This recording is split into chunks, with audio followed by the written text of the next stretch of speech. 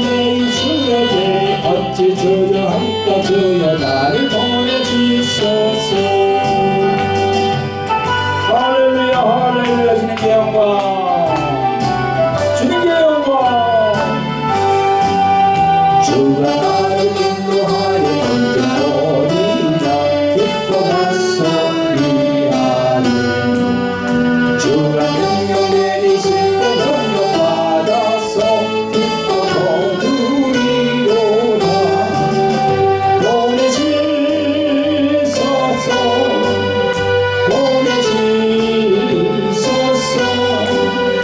제가 촛불 내 입술에도 어찌 주저할까 주여 나를 보내주소서. 할렐루야 아멘. 성도 여러분, 매주 만나 뵙는 구독자 여러분 반갑습니다. 오늘은 며칠 후 맞이하는 추석을 맞이해서 이에 대한 말씀을 여러분들에게 전해드리고자 합니다. 제목은 그리스도인들의 추석 명절의 의미, 이렇게 정해봤습니다. 본문 말씀은 고린도전서 10장 19절부터 22절까지 말씀이 되겠습니다. 오늘 이 시간도 성령님의 인도와 감동, 감화가 있기를 기대해 보면서 말씀을 시작하기를 원합니다. 우선 성도 여러분, 오늘 말씀 전하기 전에 저희 교회 간구가 있습니다.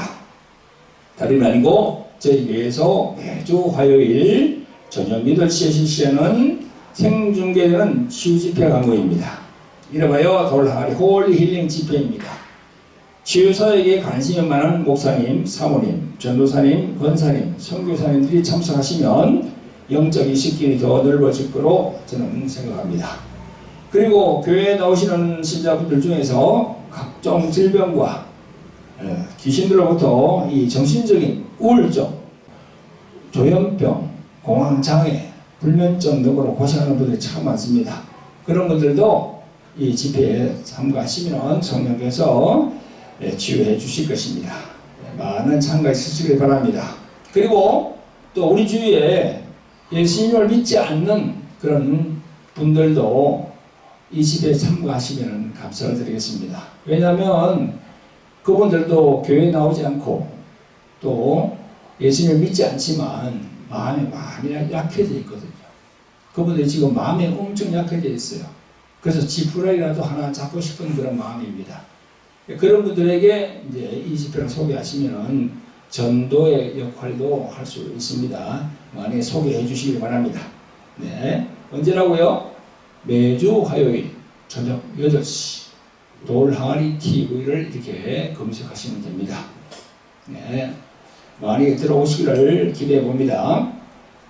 그리고 또 교회로 오실 분들은 매주 목요일 오후 2시로 저희 교회로 오시면 되겠습니다. 그러면 또 찬양, 기도 이렇게 끝나고 난 다음에 또 상담을 거쳐서 또 제가 안수를 해드리도록 하겠습니다. 아멘. 네. 그리고 이제 저희 책 소개가 있습니다. 여기 책 소개 2권을 하겠는데요. 여기 십자가의 생명을 가졌는다. 이 책입니다. 십자가. 우리에게 십자가가 참 중요하죠. 그죠? 십자가의 생명을 가졌는다. 생명을 가져야 돼요. 정말 구원받아서 천국 가려고 하면 이 생명을 가져야 되거든요. 또 이 책하고 그 다음에 또 다른 거 돌항아리 영의 전쟁, 이 책이 있습니다. 이 책도 참 아주 귀한 책입니다. 어둠의 영들에게 붙들려서 고생하는 분들 있죠, 그죠? 그런 분들이 꼭 이 책을 보셔야 됩니다. 네. 그래서 이 화면에 네, 문의 전화로 올라가고 있으니까요. 보시고 신청하시면 되겠습니다. 여러분, 오늘 말씀은 고린도전서 10장 19절부터 22절까지 말씀이 되겠습니다. 자, 가사 읽어보겠습니다. 시작. 그런즉 내가 무엇을 말하느뇨? 우상의 제물은 무엇이며 우상은 무엇이라 하느뇨? 대저 이방인의 제사하는 것은 귀신에게 하는 것이요 하나님께 제사하는 것이 아니니 나는 너희가 귀신과 교제하는 자 되기를 원치 아니하노라. 너희가 주의 잔과 귀신의 잔을 겸하여 마시지 못하고 주의 상과 귀신의 상에 겸하여 차례치 못하리라. 그러면 우리가 주를 노여하시게 하겠느냐? 우리가 주보다 강한 자냐. 아멘. 성도 여러분, 구독자 여러분, 이번 주간은요, 목요일부터 추석 연휴가 시작되기 때문에, 그래서 오늘은 이 추석에 대해서 성경적으로 추석은 어떤 의미를 갖고 있는지, 우리가 이 일반적으로 생각하는 추석, 그것과 성경에서 말하는 이런 명절에 대해서 어떻게 생각하고 있는지 저희들이 이제 쭉 이렇게 말씀으로 대비해 가면서 여러분들에게 말씀을 드리도록 하겠습니다. 여러분, 우리가 명절하면 가슴이 설레고 오랜만에 친척들이나 가족들을 만나서 그동안에 있었던 삶에 대한 이야기도 나누면서 준비한 음식으로 정을 나누기도 합니다. 그래서 오늘 주일 말씀은 우리나라의 명절에 관하여 말씀을 전해볼까 합니다. 성도 여러분, 구독자 여러분, 우리나라의 추석 명절을 우리나라의 추석 명절을 우리들 그리스도인들은 어떤 의미로 받아들여야 할까요?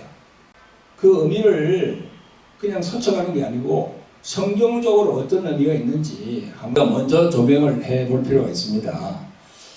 먼저 우리나라에서 추석이라고 하는 말이 나온 것은요, 옛날 예기의 조춘일, 추석월에서 나온 이름들이라고 합니다. 이것을 또 중추절이라고도 하는데요, 가을을 초추, 중추, 정추 3달로 나누어서 음력 8월이 중간에 들었으므로 가운데 중자를 사용해서 중추절이라고 한답니다. 특별히 한국 고유 명절로서의 추석은 한가위라고도 하기도 하죠. 그죠? 근데 이는 신라 때부터 이렇게 내려온 거랍니다. 김부식이 쓴 삼국사기에 의하면 음력 7월 16일부터 8월 15일까지 한 달의 기간을 정하고 배짜기 시합을 하였는데, 그 마지막 날인 8월 15일에 그 결과를 평가해서 진 팀에서 술과 음식을 장만하여서 이긴 팀에게 축하하고 각종 가무 및 요리를 하였는데, 이것이 추석 8월 한가위의 유래라고 합니다. 그렇게 시작된 추석날은요, 온 가족이 한테 모여서 음식을 장만하여서 한 해 동안 풍년을 가져다 준 조상신에게 감사의 제사를 지내고 또 같이 음식을 먹으며 가정의 화목을 다졌습니다.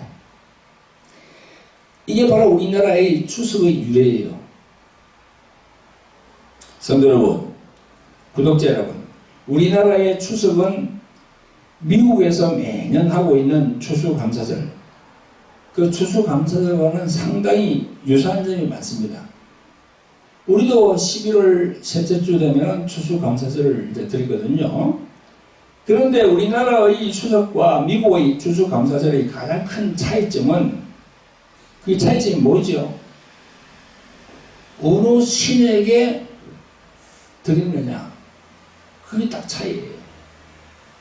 미국에서의 추수감사절은, 또 우리가 11월 셋째 주에 드리는 추수감사절은요, 풍년을 가져다 주신 분은 성경에 나오는 창조주 하나님이신 반면에, 우리나라에서의 추석에 이 차례 지내는 거 있잖아요, 그죠? 우리나라에서 차례 지낼 때 이렇게 절하고 하잖아요, 그죠? 누구에게 이게 절하는 겁니까? 자신들의 조상들에게 절을 하는 거예요. 조상들에게 제사를 드리는 겁니다. 근데 이게 차이점이죠. 딱 차이점이 그 두 가지야. 오늘 주일날 설교 내용은요, 추석을 맞이해서 우리 신자들에게 그 대상이 조상신이 아니고 창조주 하나님이라는 사실을 여러분들이 이해가 가도록 제가 성경적으로 풀어드리려고 합니다. 정신을 집중해서 잘 들으시기를 예수 그리스도의 이름으로 축원드립니다. 아멘.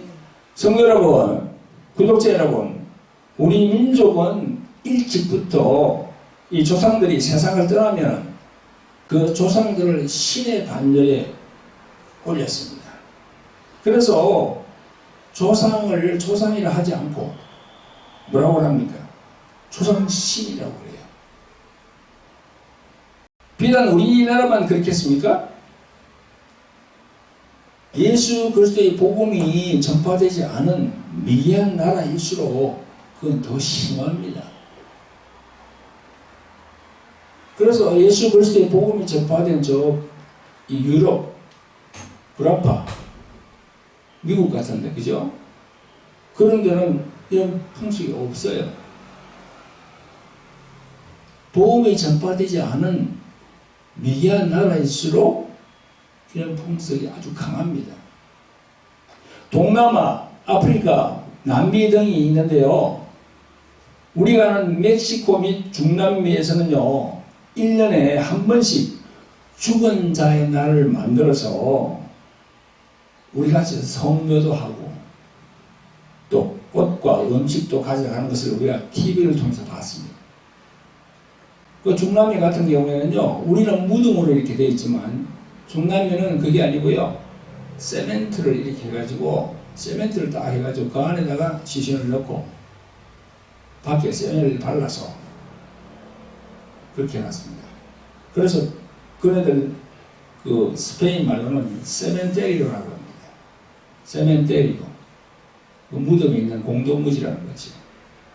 여러분, 그리고 복음이 들어가지 않는 일본도 엄청 심하거든요. 이게 일본이 말이죠, 기독교 인구가 1%도 안 된답니다. 우리는 뭐 지금 뭐 14%, 17% 뭐 이렇게 왔다 갔다 하지만 일본은요 1%도 안 돼요.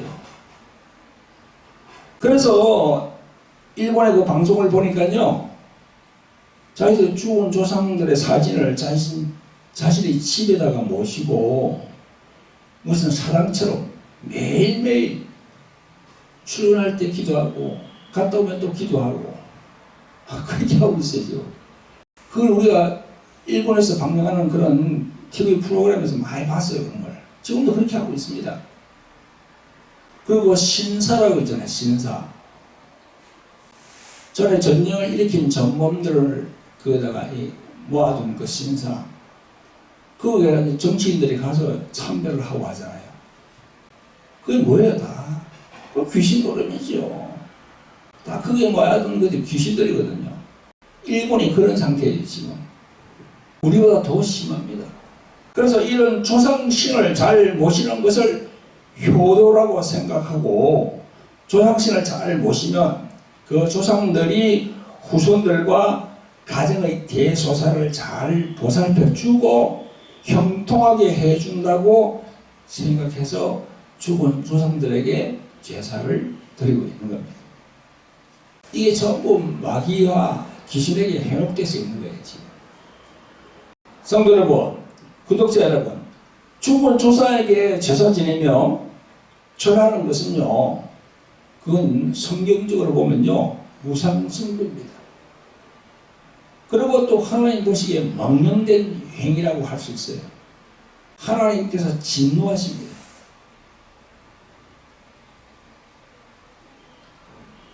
그 부분을 제가 성경적으로 하나하나 내가 말씀을 드려볼게요. 절대 이 제사 같은 걸 하면 안 됩니다. 성도 여러분, 구독자 여러분, 물론 우리가 이 땅에 태어난 것은 저절로 태어난 것이 아니고 아버지와 어머니, 즉 육신의 부모가 있었기에 가능했던 것입니다.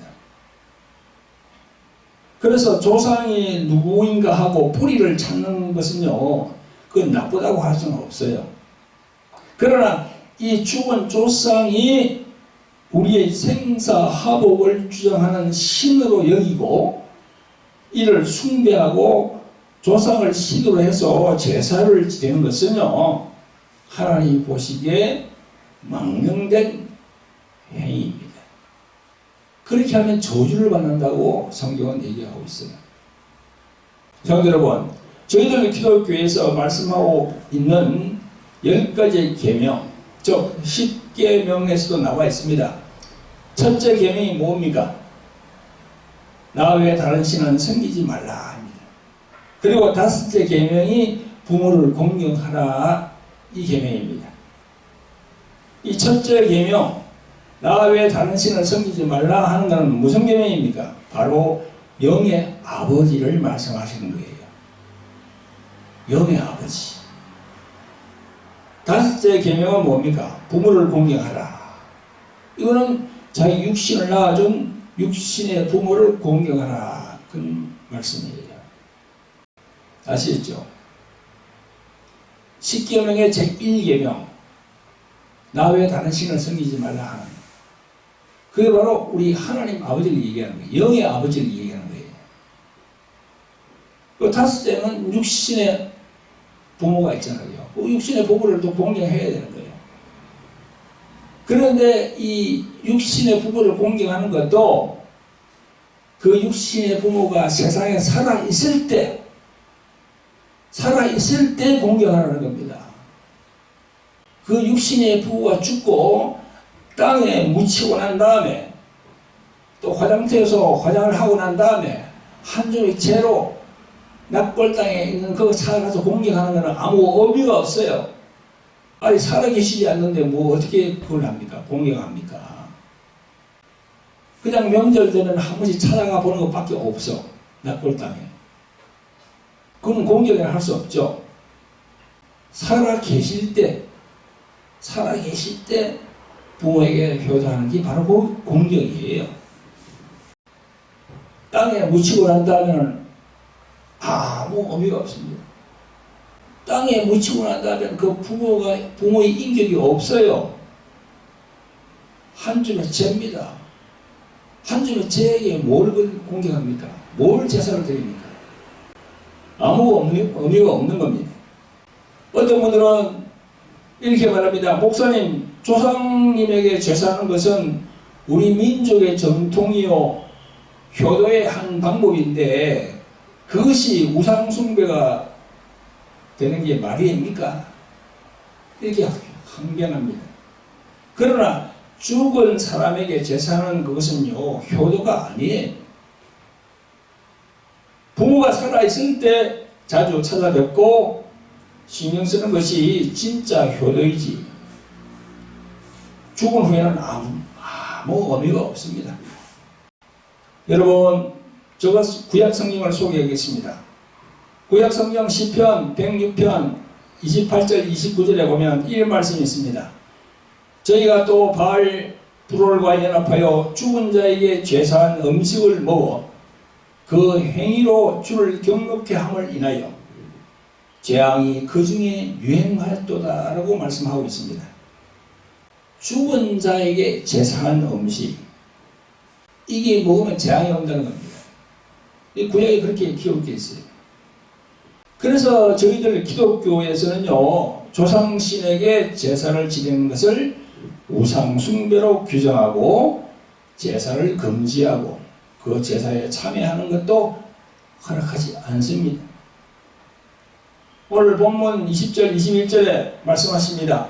대저 이방인의 제사하는 것은 귀신에게 하는 것이요 하나님께 제사하는 것이 아니니 나는 너희가 귀신과 교제하는 자 되기를 원치 아니하노라.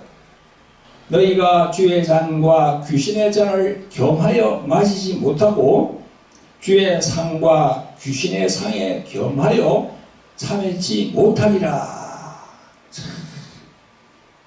이 사도 바울 선생의 이 말씀은 참 무서운 말씀이에요. 하나님과 귀신이 동시에 잔을 받고 제사에 올린 그 상에 하나님과 귀신이 같이 동시에 받게 된다는 것은요 도저히 용납하지 못한다는 것을 사도 바울이 정확하게 증거하고 있습니다. 아니 귀신과 하나님이 어떻게 똑같이 경계를 받습니까? 그럼 그게 망령된 일이라니까요. 어림없는 이야기예요.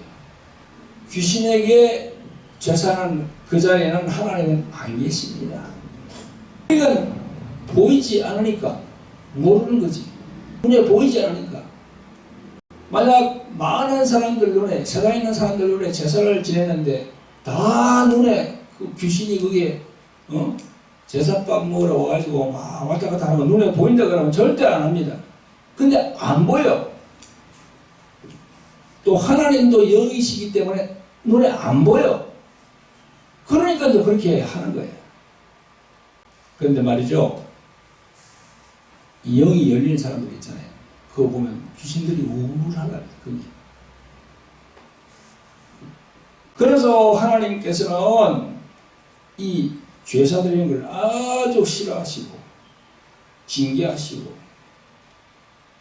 심판하시는 거예요. 여러분, 천주교, 즉 캐톨릭이라고 그러잖아요. 그죠? 그 캐톨릭은 이 제사를 허용해서 하나님께 예배 드린다고 하지만 그 현장에는 하나님은 계시지 않아요. 여러분, 천주교 우리나라에 들어온 지도 한 200년 가까이 됩니다. 처음에는 이 제사 하지 못하게 했어요. 그래서 많은 사람들이 죽었어요. 아니, 조상 제사를 지내지 말라고 하니까 그때 뭐 고종, 철종 그런, 그죠? 그리고 왕들이 볼 때 완전히 그냥 이건 정신이 온전하지 않은 걸로 생각되거든. 아니, 조상의 뿌리를 부인하라는 게 됩니까, 그게?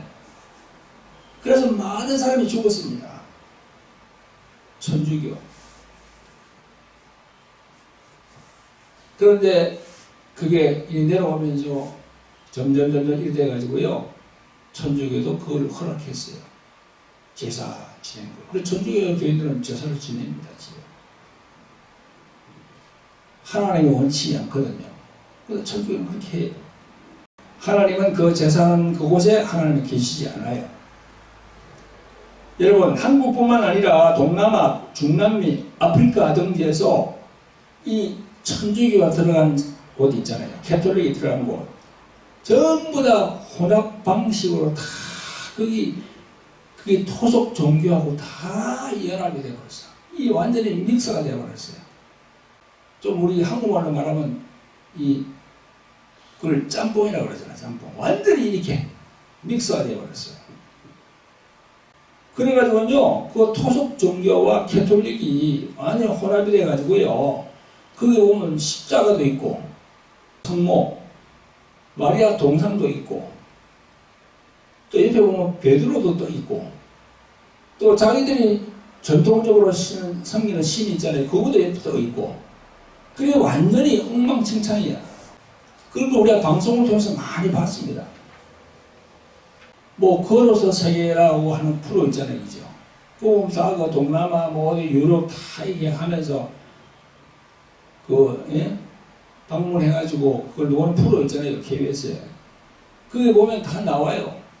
그러니 이게 제대로 되겠습니까? 제가 이번에 10월 11일 날 과테말라에 들어가거든요. 그래서 한 10일 정도 거기 있는 그 교회들을 내가 찾아볼 건데, 그 원주민 교회를 갈 겁니다. 이번에 가는 목적이 뭡니까? 토속 종교, 그하고 이게 막 믹스된 거, 그걸 이제 분리하기 위해서. 오로지 예수 그리스도, 그분만 살 길이다. 당신들 모든 그걸 다 타파해라. 무당적인 요소를 다 그냥 불태워라. 과테말라 부인 시골로 가면 다 지금 그렇게 돼 있어요, 지금. 그런 목적을 가지고 제가 들어갈 거거든요. 그래서 여러분들이 중보기도를 많이 해 주셔야 됩니다. 저를 위해서 여러분들, 우리 구독자 여러분들 중보기도를 많이 해 줘야 됩니다. 여러분들이 기도할 때 제일 마지막에 박찬호 목사를 위해서 기도를 해 주세요. 잠깐 1분간이라도 좋아요. 그렇게 기도해 주시기 바랍니다. 기도가 절실하거든요. 성도 여러분, 구독자 여러분, 다시 한번 말씀드립니다만, 죽은 조상에게 차례를 올리는 것은요, 결코 효도가 될 수 없고, 그 드리는 제사는 우상 숭배임을 성경을 통해서 확실하게 그렇게 얘기하고 있는 겁니다. 여러분, 제사를 지낼 때 그 종이에 지방이라는 것을 쓰게 되는데요. 저도 예수님 믿은 지가 지금 30년 가까이 되는데, 전에, 그 믿기 전에, 제가 뭐 나이가 30살, 40살, 그 전에, 그죠? 전에도, 저가 이제 부산인데, 이 경상도 지역이 아주 그게 강하거든요. 그게. 우상 성향이 아주 강합니다. 그 보면, 그 제사상 쳤는데, 저도 절을 했다니까요. 그거 보면 이제 저희 큰형이 종이에다가 이렇게 뚝 적어가지고 지방을 올려놨습니다. 제사상 앞에다가. 제가 하나 만들어 봤어요. 그게 현고 학생 부분 신위라는 그런 한문으로 낸 거예요. 자, 이렇게. 현고 학생 부분 신위. 이게 써 있거든요.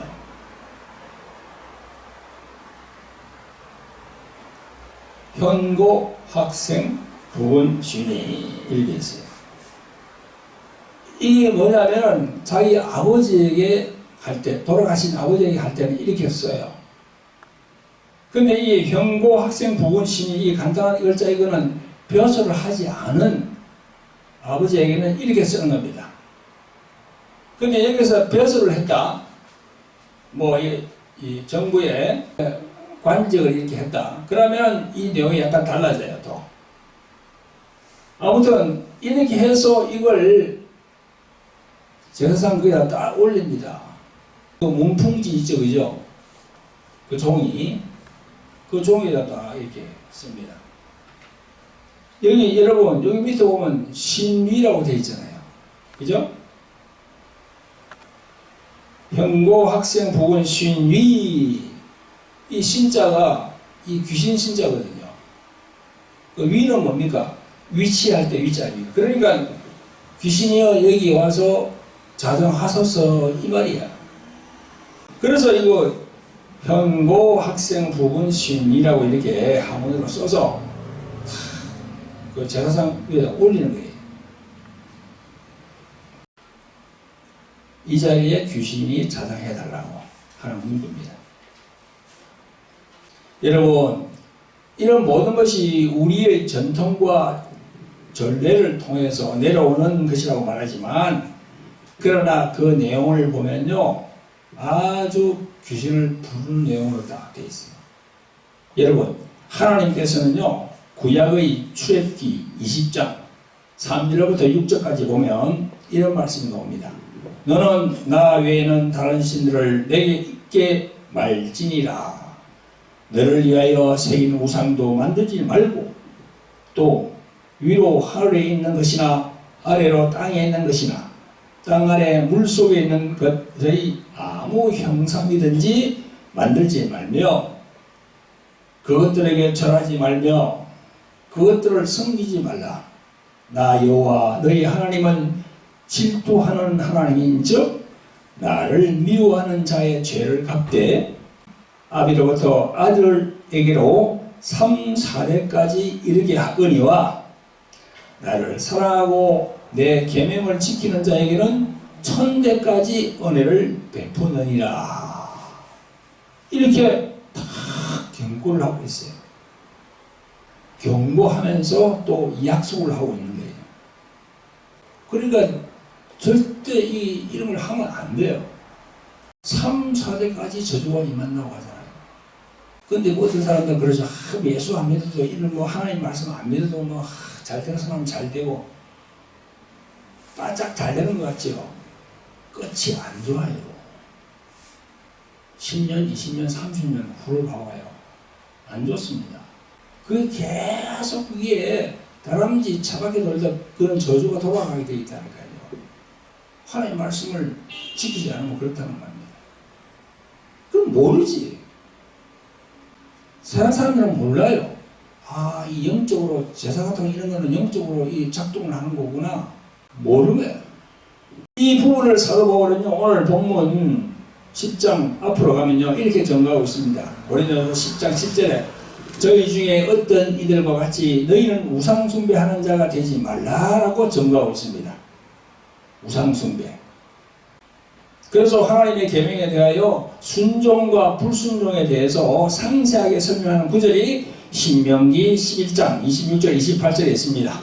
자, 제가 한번 읽어보겠습니다. 내가 오늘날 복과 저주를 너희 앞에 두나니 너희가 만일 내가 오늘날 너희에게 명하는 너희 하나님 여호와의 명령을 들으면 복이 될 것이요. 네? 들으면 복이 될 것이요.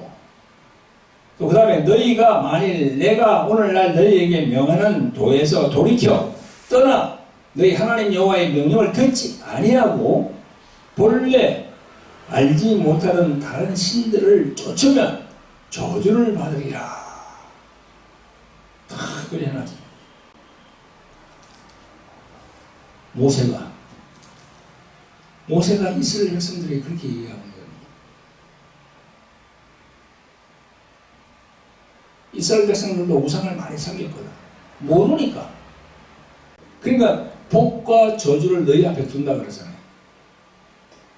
그 너희들이 순종하면 복이요, 불순종하면 저주다.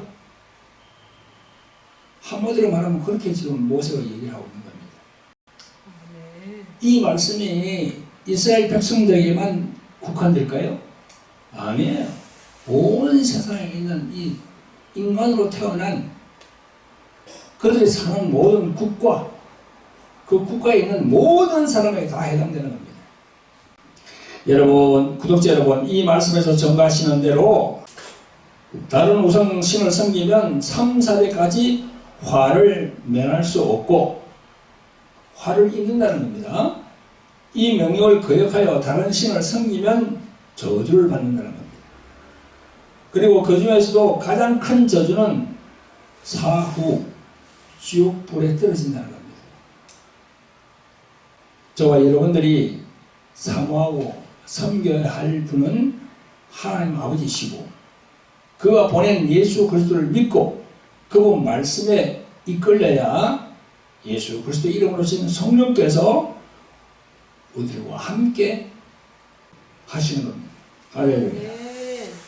그러므로 조상에게 제사하는 것은 우상숭배이며 하나님이 결코 기뻐하지 않는 그 망령된 행위라는 것을 오늘 이 시간 분명히 아시기를 예수 그리스도 이름으로 축원드립니다. 아멘. 성도 여러분, 구독자 여러분, 추석이나 설 이런 명절이 되면 모든 식구들이 예수님을 믿는 가정이면 별 문제가 없습니다. 그러나 가족들 중에 자기만 교회에 나가는 신자든지 아니면 남편이나 아내 중에 불신자가 있으면 참 갈등이 많습니다. 그것 때문에, 이 제사 때문에 갈등이 많아요. 남자의 경우 제사를 지내지 않고 제사상에 제사를 지내지 않겠다고 하면요, 그 어른들이 뭐라고 합니까? 조상도 몰라보는 후레자식이라고 그런 얘기를 합니다. 여러분, 그때는 우리 신자들은요 지혜롭게 행동해야 됩니다.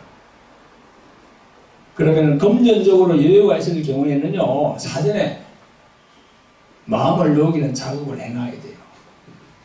이 사람들은 이 돈에 약하거든. 그 부모들의 형제들한테 금전적으로 좀 이렇게 그걸 하면요 덜합니다.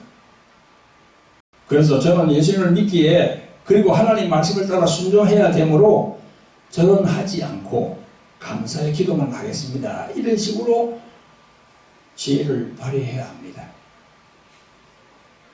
그리고 며느리인 경우에는요 제사 음식을 장만할 때는요 시간을 딜레이해서 늦게 가야 돼. 어쩔 수가 없어요. 그리고 제사상 차리는 것도 간섭해서는 안 되고 제사 음식도 먹어서는 안 됩니다. 늘 지혜롭게 처신할 수 있는 그런 사람이 되어야 돼요. 그리고 자신 안에 성령께 계속 묻고 자신 안에 성령을 모시고 있잖아요. 예수님이 이름을 모신 성령. 그분에 물어야 돼요. 이 가정 어떻게 해야 됩니까? 어떻게 됩니까? 그러면은 그 지혜로우신 성령께서 말씀을 줍니다. 생각을 주십니다. 그렇게 하십니다. 여러분, 그리고 우리 신앙인들은 추석을 어떻게 보낼 것인가를 제가 또 여러분들에게 건면을 봅니다. 추석은 가을이므로 봄부터 여름까지 땀 흘려서 수고한 열매를 거두어 드리는 그런 축복의 계절입니다.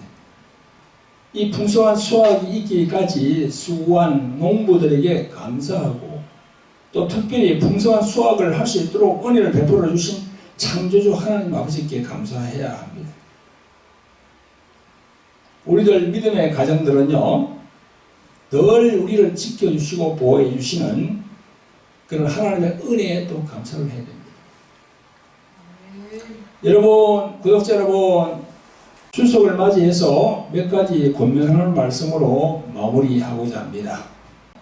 첫째, 제사는 우상숭배이고 하나님 보시기에 망령된 행위이기에 절대 참여해서는 안 됩니다. 피치 못해 참여하더라도 성령님의 인도하에 지혜롭게 행동하시기를 권면합니다. 둘째, 추석은 우리를 죄에서 구원해 주신 하나님께 감사하는 날이 되었으면 합니다.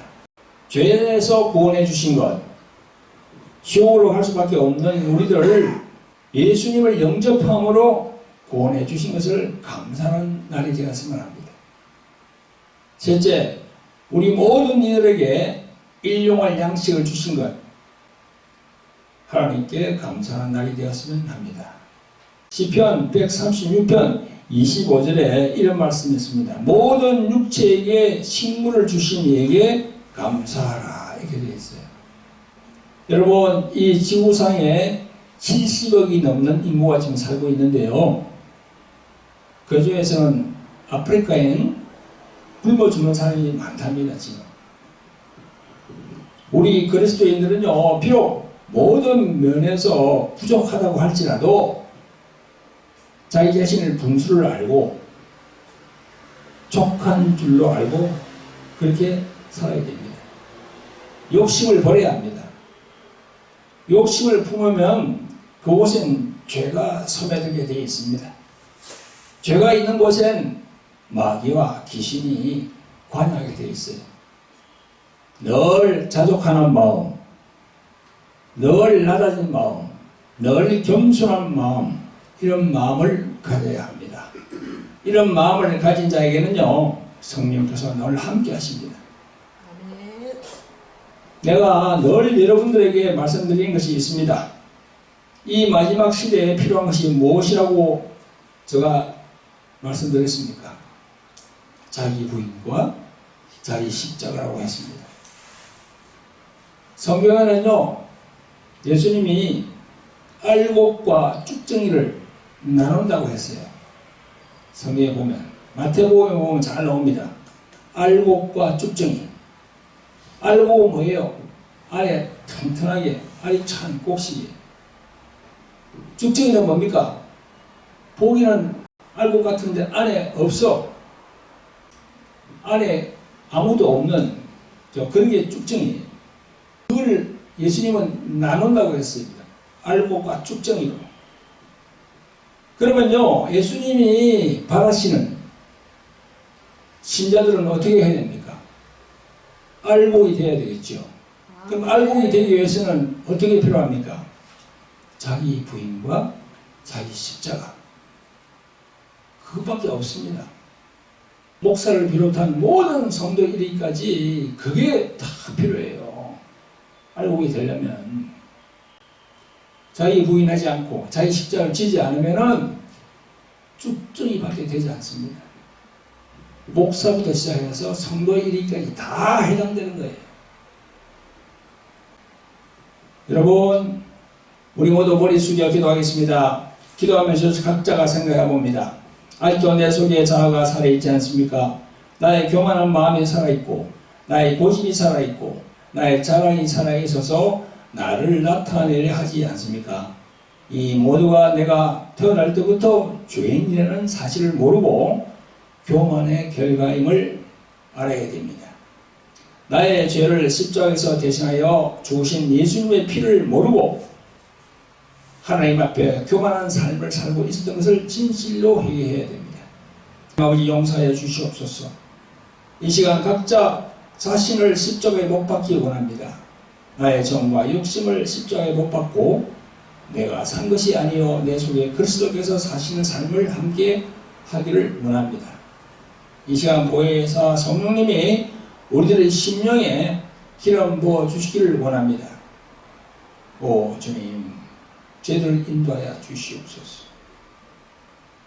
저희들 남은 생애가 이제는 나를 위한 생이 아니라 하나님 아버지께 인정받고 성령과 동행하는 삶이 되기를 원합니다. 자, 이제 주의 1창하고 기도합니다. 주여, 자비를 보내어 풍성하신 아버지 하나님, 오늘도 귀하고 복된 주일을 주셔서 성전에서 예배드리게 하심을 감사드립니다.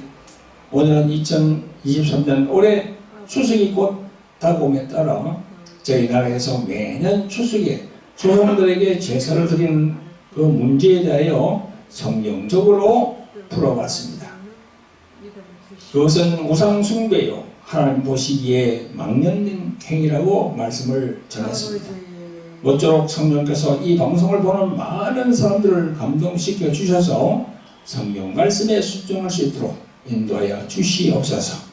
성령님 인도하여 주시길 간절히 원합니다. 우리를 구원하신 예수 그리스도의 이름으로 감사하며 기도합니다. 아멘.